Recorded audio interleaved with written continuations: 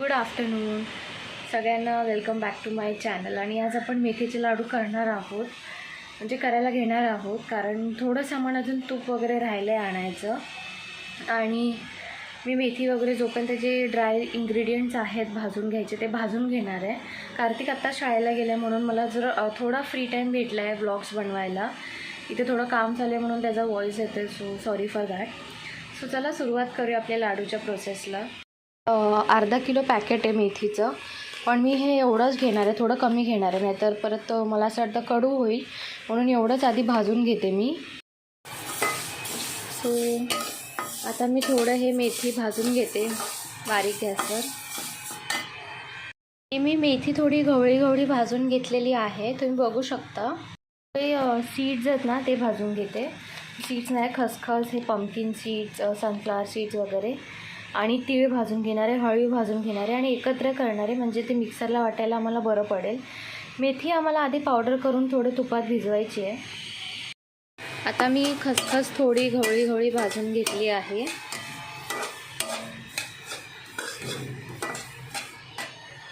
तीच भाजायला घेतलेत. हे खसखस काढली आहे.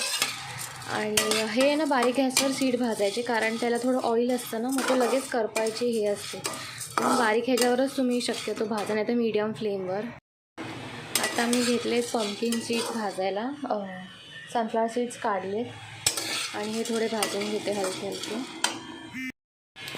आता मी थोडे तीळ घेतलेत भाजायला. तीळ अर्धा किलो घेतलेत 5 किलोच्या खोबरं आणि 5 किलोच्या खारकाच्या लाडूला. सो ह्याचं पूर्ण प्रमाण आम्ही नंतर सांगू, कारण आम्हालाही नाही माहिती. सो बघू, पहिल्यांदा करतो एवढा जास्त. तर असे थोडे भाजायचे, असे चटचटले पाहिजेत. हे सगळे सीड्स आणि ही मेथी आता वाटून घेणार आहे. हे भाजून घेतले तीळ वगैरे. तीळ आणि हळवी वेगळं हे करणार. हळू अजून मला भाजायचे आहेत, पण आधी मी ही मेथी थोडी वाटून भिजत घालते तुपामध्ये.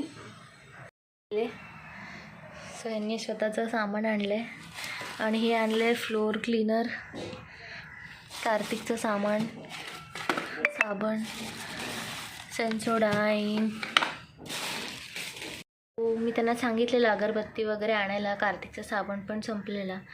फ्लोअर क्लीनर आणि डिटर्जंट हे सगळं आता लागेल आम्हाला. खूप साऱ्या लाडूंना तूप लागेल, म्हणून त्यांनी 6 किलो तूप आणलं आहे लाडूसाठी. ड्रायफ्रूट कटर वगैरे आणलं आहे डब्बा.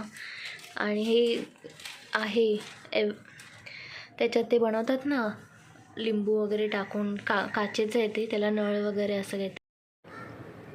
गाईज मी तुम्हाला सांगते, मेथी वाटण्याचा टास्क तर बेटर इज की तुम्ही मेथीची पावडर घ्या, कारण मला मेथी वाटून परत ती चाळावी लागते आणि ते खूप माझा टाईम कन्झ्युम करतं आहे आणि मला अजून एवढं वाटायचं आहे सगळं.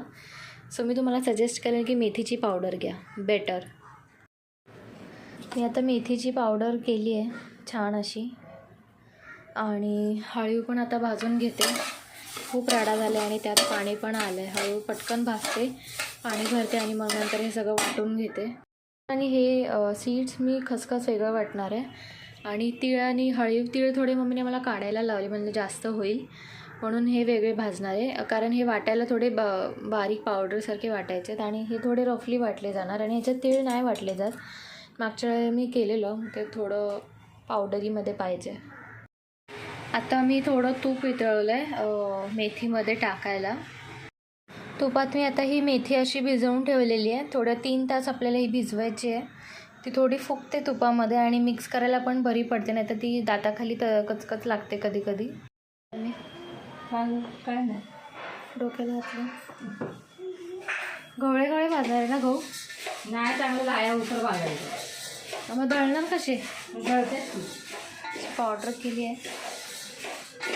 काय करूया? नाही होतं ना. अभ्यास पाहिजे, प्रयत्न केला राहू दिलेच त्याची, आणि पावडरच व्हायला लागली. त्याच्या हाताने केलं, पाणी केलं. मग का मी काढतो बाळा, सहज नाही राहणार, तुला डेंजर राहतो.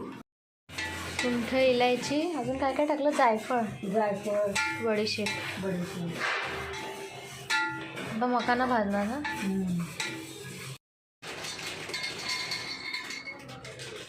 अख्ख्या ह्याच्यात मिक्सर राहील का? अख्खे बदामाने एवढ्या सारणाचे मेथीचे लाडू बनवायचे आता. आणि एवढा पसारा झाला आहे आणि आता मला हे सगळा पसारा आवरायचा आहे. बघू शकता